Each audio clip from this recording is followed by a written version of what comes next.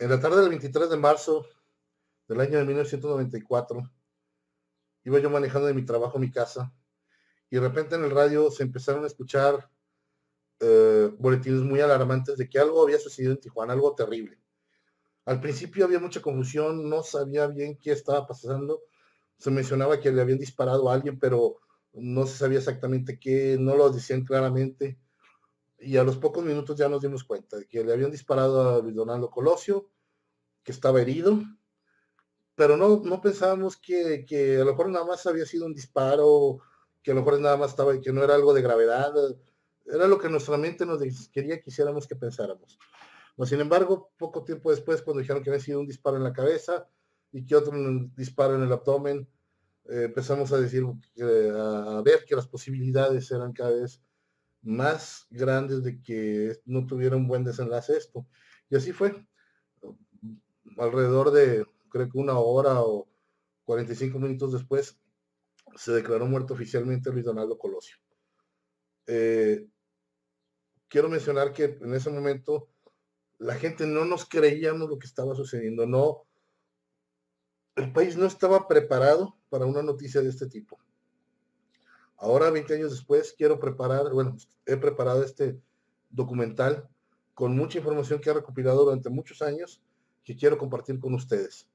Bienvenidos a un nuevo bioprograma de teorías y conspiraciones.com. El asesinato de Colosio 20 años después. Primero que nada debemos entender el contexto de cómo estaba México en 1994. Después de 3 sexenios de muy mal gobierno priista, me estoy refiriendo al sexenio Miguel primero de López Luis Echeverría, el sexenio de López Portillo y posteriormente el sexenio de Miguel de la Madrid, donde hubo una inflación de arriba del 1000%, en un proceso electoral que se considera muy dudoso, que fue el de 1988, Carlos Salinas de Gortari gana la presidencia de México y recibe un país hecho pedazos. Más sin embargo, al pasar los años de su sexenio, el país empezó a nivelar, a compensar y a crecer, y llegamos al grado de que el gobierno nos dijo que estaban muy cerca de estar ya en el círculo de los países del primer mundo. Se iba a firmar un tratado de libre comercio, la industria estaba en boga, la industria maquiladora estaba muy fuerte en aquel tiempo, había mucha liquidez, mucho dinero, muy buenos créditos, vivíamos bien, no había algo que nos alarmara. Venía, Luis Donaldo había sido secretario de Solidaridad y había hecho grandes aportaciones a la gente que más lo necesitaba, con capacitación, con equipo. Yo en su momento tuve la oportunidad de conocerlo y platicar, tener una breve plática con él. Yo trabajaba en el gobierno y me pareció una persona sencilla, honesta, que se pegaba mucho a los detalles de las cosas y al escuchar a las personas. Esa fue la impresión que me causó Luis Donaldo cuando tuve la oportunidad de platicar con él allá, que sería a mediados de finales de 1993 aproximadamente, antes de que él fuera precandidato o más bien ya candidato oficial del PRI a la presidencia de la República. Sin embargo, ya todo el mundo sabíamos que él era el tapado, que él era el bueno, que él era el que iban a lanzar, aunque también algunos dicen que puede ser Camacho Solís, se mencionaban otros nombres. En el PAN, pues bueno, Diego Fernández ya estaba muy bien sentado y por otro lado en las izquierdas, pues una vez más estamos hablando de que Cuauhtémoc Cárdenas estaría buscando la presidencia. Cuando llega el año de 1994, que es cuando entra en vigor el Tratado de Libre Comercio, las cosas cambiaron radicalmente. Primero aparece un movimiento subversivo en Chiapas, los zapatistas, que lanzan una rebelión armada en los Altos de Chiapas. Hay enfrentamientos, mueren soldados, mueren zapatistas, y Salinas de Gortari decide declarar una tregua por unos meses. Pero a pesar de todo, seguimos viviendo pensando que nuestro México era perfecto y que íbamos caminando bien. Mas, sin embargo, era tanta la perfección que en un momento dado nos empezamos a dar cuenta que algo no estaba cuadrando, que algo no andaba bien. Luis Donaldo ya era siendo candidato a la presidencia de México, tenía mucho carisma, jalaba mucho a las personas, incluso personas que no militábamos en el PRI, pensábamos en votar por él, porque veíamos en él no un priista, veíamos un mexicano, un ser humano que tenía deseos de realmente hacer algo por México, Entonces tenía un carisma y un arrastre muy grande este señor. Y más en gente, pues yo era muy joven en ese tiempo y lo veíamos que, oye, este cuate sí se interesa por la gente joven, sí quiere traer oportunidades nuevas, tiene una mentalidad progresista, está de acuerdo con que haya crecimiento económico, que todos crezcamos, no nomás unos cuantos. Y aparte lo decía en su discurso y su apariencia de, pues, persona bonachona, de pueblo, muy bien, de buenos sentimientos, eso daba mucha confianza en su persona. Mas, sin embargo, lo que no sabíamos que es que había fricciones dentro de él, de su equipo de campaña, con el gobierno, porque no estaban muy de acuerdo en cómo él pensaba hacer una transformación, incluso del propio PRI. Aparte, recordemos que el poder que ostentaba Carlos Salinas como presidente de la República era un poder casi, casi absoluto. Poder absoluto que Luis Donaldo quería renunciar para construir otra estructura política muy diferente. Algo que no logró hacer, no se logró hacer en la transición y no ha logrado hacer nadie. Luis Donaldo lo traía la idea de hacer cambios muy, muy puntuales en las estructuras políticas y en la forma de ejercer el gobierno en México. Y eso a lo mejor a muchos grupos no les gustaba. Yo recuerdo que en aquel tiempo, antes de que todo esto pasara, platicando yo con un funcionario del gobierno del estado, le dije, oye, pues yo que no soy priista, pues me gustaría votar por Luis Donaldo. Y su respuesta en su momento no la entendí hasta muchos meses después, que me dijo, ¿sabes qué? Posiblemente Luis Donaldo no sea presidente. Dije, caray, pues no creo que vaya a ganar el jefe Diego, porque aunque pues somos panistas pues, en teoría tendríamos que votar por él, pues yo realmente buscaría más apoyar a Luis Donaldo, por el carisma que representa Luis Donaldo, que presentaba y que ostentaba.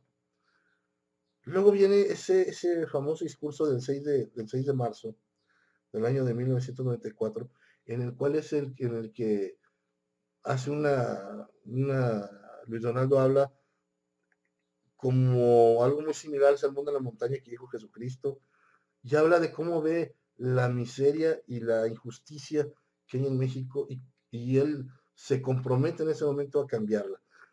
Muchos dicen que este es el discurso que marcaría el destino de Luis Donaldo, mas sin embargo muchos creemos que ya desde antes se pensaba en hacer un relevo en la presidencia, bueno, en el candidato a la presidencia. De hecho, es bien sabido que se le dijo a Luis Donaldo que renunciara a la candidatura del PRI porque no convenía a los intereses, mas él se negó a hacerlo.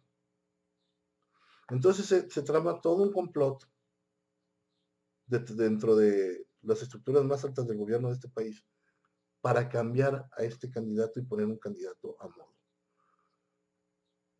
¿Cuál es la resolución? Bueno, pues simplemente aprovecharon su estancia en campaña en un estado gobernado por el PAN como es Baja California, y ahí le hacen un atentado terrorista, un atentado a su vida, en el cual él muere, y ahí las estructuras de gobierno piensan, matamos dos pájaros de un tiro, nos quitamos a Luis Donaldo de encima, lo hacemos a un lado y aparte inculpamos al PAN y eso le restaría puntos a la oposición. Recuerden que el objetivo del PRI nunca ha sido hacer pactos con la oposición, no, sino cómo minimizar el poder de la oposición. Ese es uno de los objetivos del PRI más que siempre lo han tenido y siempre lo van a tener. Recuérdenlo, y se los digo a perredistas y se los digo a panistas. Ese es el objetivo del PRI, minimizar toda posible oposición. Entonces, se escogió la ciudad de Tijuana. La versión oficial nos dice que donde iba Luis Donaldo caminando bajo el son de la ya muy famosa canción de La Culebra, Mario Burto llegó, sacó un revólver, le dispara en la cabeza y donde Luis Donaldo recibe el disparo y va girando, Mario Burto le realizaría un segundo disparo en el abdomen. Esa es la versión oficial y es la que nos vendieron. No, sin embargo, estudios que incluso ha hecho el FBI, quisieron muchos otros fiscales, quisieron gente muy especializada en el análisis de estos videos, se dieron cuenta que sí, Luis Donaldo recibió dos disparos, pero de diferente arma. ¿Por qué no aceptaron que había sido un segundo tirador, porque desde el momento que hay un segundo tirador, hay un complot, hay una conspiración. Incluso hay quien afirma que Donaldo habría recibido un tercer disparo en la ambulancia. Eso es una teoría que se ha estado formulando durante mucho tiempo, de que aún dentro de la ambulancia ya herido, Colosio habría recibido un tercer disparo en el abdomen. Investigando ya la parte por parte de los hechos y tratando de reconstruir todo lo que pasó esa tarde, las investigaciones hablan de que en ese evento fue toda una tendida, una celada, una trampa. Colosio iba caminando por la calle, ya había terminado el mitin, ya iba la camioneta, iba y llevaba guardias de seguridad del Estado Mayor Presidencial, cosa que se decía que no usaba, que no, ningún candidato iba a llevar ese tipo de guardias.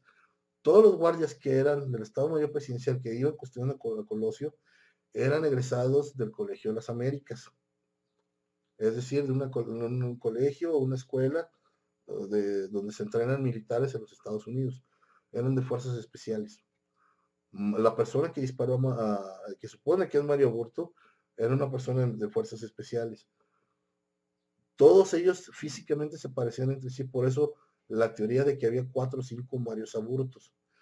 Pero la persona que disparen en Lomas Taurinas, que es desarmada, que es golpeada, no es la misma persona que después presentaron el penal en el Estado de México.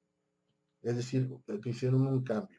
Siempre se habló que la persona que está en la cárcel había sido un soldado del ejército, el cual habrían condicionado o habría cometido alguna falta y se la conmutaron porque él se hiciera pasar por el asesino de Luis Donaldo, para él y el otro, pues, tenerlo ahí en la cárcel, pues para tener a alguien ahí a quien meter en el bote. Y las demás personas que estuvieron involucradas, que Lentes, que los Mayoral, también estuvieron involucrados. Por ejemplo, el grupo Tucán, que supuestamente era el cuerpo de seguridad de Tijuana, no estaba coordinada con el general Domiro, que era el jefe de seguridad de Colosio. El otro caso también del segundo tirador, siempre se manejó que es una persona que no recuerdo su apellido, pues el nombre Otón, sería quien habría realizado el segundo disparo en el abdomen con un arma diferente, con un arma de diferente calibre a la que se le disparó en la cabeza. Colosio llevaba cuando menos oficialmente 2 disparos. Sí, pero uno era de calibre 38 y el otro era calibre, creo que 9 milímetros, en el abdomen. Se fueron armas diferentes, 2 tiradores, uno le dispara de frente y otro le dispara en la cabeza, para asegurarse de que falleciera. Pero sin embargo, nada más toman prisionero a un tirador, que posteriormente, varios días después, apareció en la playa de San Diego una persona muerta con características físicas muy similares a las que la persona que disparó, que capturaron en Lomas Taurinas, y resultó haber sido un policía, un agente de la policía, de la extinta Policía Judicial Federal. Cabe mencionar también que cuando sucede el ataque, el disparo, que Colosio cae, que cae herido, que se sabe, el gobierno de los Estados Unidos ofreció que se le trasladara en helicóptero a la ciudad de San Diego, a un hospital muy especializado, o bien a la ciudad de Los Ángeles. Sin embargo, el gobierno mexicano no aceptó y lo llevaron a un hospital de gobierno. Estuvieron más de, creo que no sé si 2 horas, supuestamente tratando de salvarle la vida, para después presentar un Colosio ya fallecido. O sea, Colosio ya iba muerto, Colosio ya había muerto ahí en Lomas Taurinas. No había nada que hacer. ¿Por qué estuvieron tanto tiempo tratando de hacerle, o qué le estuvieron haciendo al cuerpo? ¿Qué le sembraron, le quitaron heridas, le pusieron heridas? No lo sé. Pero algo le hicieron al cuerpo durante todo ese tiempo. Eso es en parte de lo que pasa en Lomas Taurinas. Luego, cuando ya se captura Mario Aburto, interviene Manuel Fabio Beltrones, que ahora está no me acuerdo si los diputados o los senadores. Él era gobernador de Sonora y interviene para traer el caso como un caso federal, cuando debió, por ley, le correspondía a la Procuraduría del Estado de Baja California.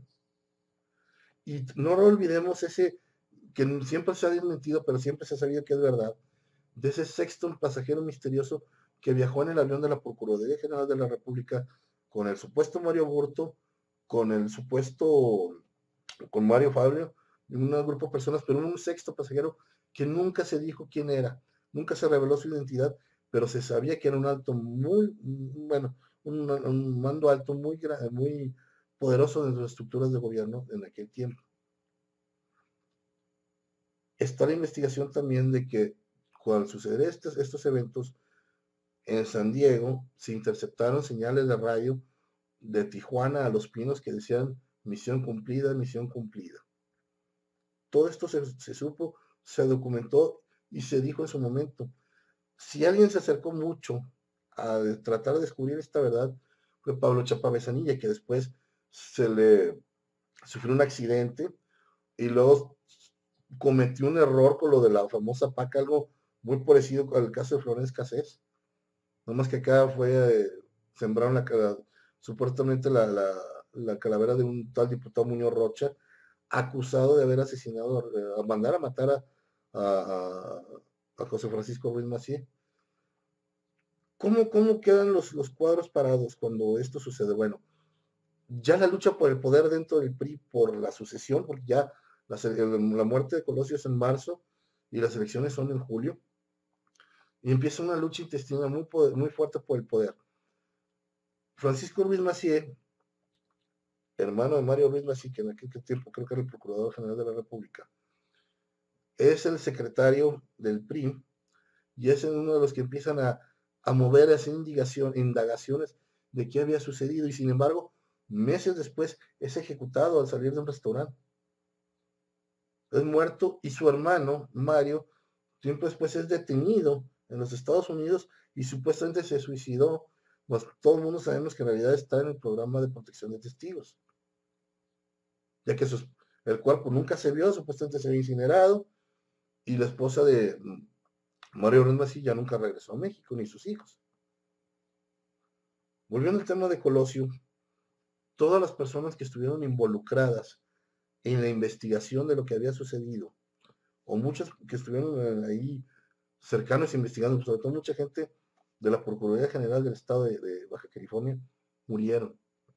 Testigos, guardias, incluso el comandante de la policía de Tijuana murió varios meses después realizando investigación sobre este caso. O sea, todo el mundo, los que se acercaban a investigar y empezaban a descubrir algo, tenían accidentes o eran muertos en actos de aparentemente muertos por narcotraficantes, aparentemente. El gobierno se encargó de tapar toda evidencia e indicios sobre lo que había pasado ahí. Con el conque que en el lugar donde fue victimado Colosio, en lugar de conservar la escena del crimen, la transformaron, pusieron un busto, pusieron una placita y dejaron a la gente contenta, pero en realidad transformaron una escena de un crimen y ya la gente ya no se pudo continuar con las investigaciones. Carpizo McGregor continuó con las investigaciones, también descubrió muchas cosas, pero dice que muchas cosas las tuvo que ocultar.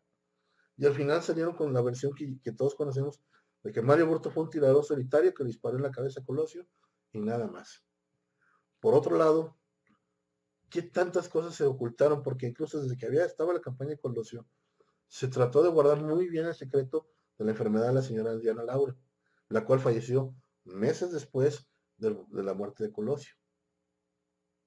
Se hizo una fundación, se han levantado monumentos, siempre se le recuerda en estas fechas, pero realmente el por qué lo mataron nos debería llevar a tres preguntas. ¿Quién lo mató? ¿Por qué lo mató? ¿Y cómo se iban a beneficiar de su muerte? Esas cosas, esas tres cuestiones son básicas para entender lo que realmente sucedió. ¿Y qué es lo que pasa después? Bueno, viene una serie de acontecimientos terribles. El país se desmorona. Se desmorona desde cuando termina el salinato y empieza el nuevo gobierno de Ernesto Zedillo. A los pocos semanas, creo, viene el famoso error de diciembre y se desmorona la economía del país. Y está tan la crisis tan pesada y tan fuerte que si no es porque Bill Clinton atravesó el tesoro de los Estados Unidos, yo no sé a dónde iría a parar México. Y eso conlleva también que cuando Ernesto Zedillo viene o desea, o más bien termina su sexenio, gana el PAN. Y luego vuelve a ganar el PAN, o sea, son los 12 años del PAN.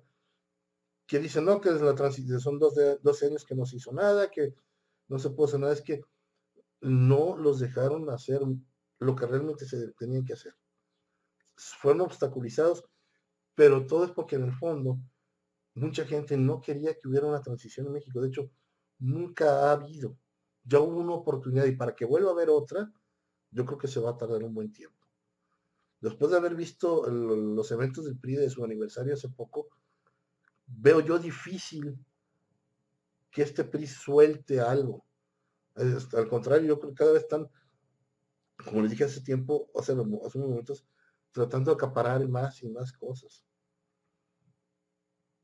También se ha manejado mucho de que uno de los que más tendrían que haber participado en esto habría sido el señor Córdoba Montoya, asesor de Salinas de Gortari, que él habría sido el cerebro de esta operación, pero nunca se comprobó nada legalmente. Los archivos están bajo resguardo y no serán abiertos, creo que hasta el año 2030 por ahí.